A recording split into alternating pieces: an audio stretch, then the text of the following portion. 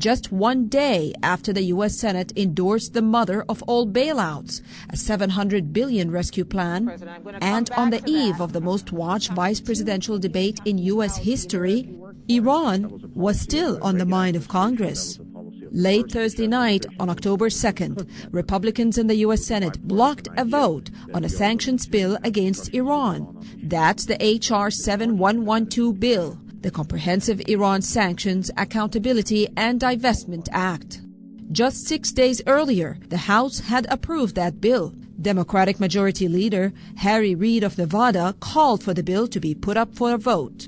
This very important legislation opposed sanctions with respect to Iran, to provide for the divestment of assets in Iran by state and local governments and other entities, and to identify locations of concern with respect to transshipment, re-exportation, or diversion of certain sensitive items to Iran.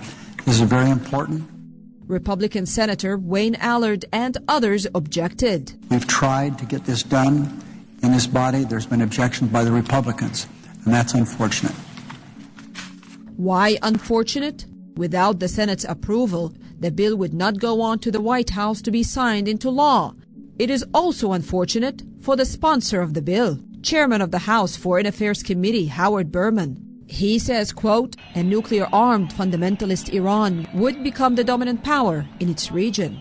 The California Democratic representative does not see current sanctions or incentives working enough to slow down Iran's nuclear program. H.R. 7112, he says, would have significantly strengthened America's peaceful efforts to counter Iran's nuclear program. Just what exactly did this bill call for? Freezing assets in the U.S. held by Iranians closely tied to the regime, sanctioning a U.S. parent company if it uses a foreign subsidiary to circumvent sanctions, expanding the Iran-Sanctions Act to cover not only oil and natural gas, but also all related industries, authorizing state and local governments in the U.S. to divest from any company investing $20 million or more in Iran's energy sector, increasing U.S. export controls on countries directly involved in transshipment or illegal diversion of sensitive technologies to Iran, and requiring the administration to report all foreign investments of $20 million or more made in Iran's energy sector. Since 1996, Congressman Berman says international companies have forged well over a dozen sanctionable investment deals with Iran. The administration has not determined if any of them are sanctionable.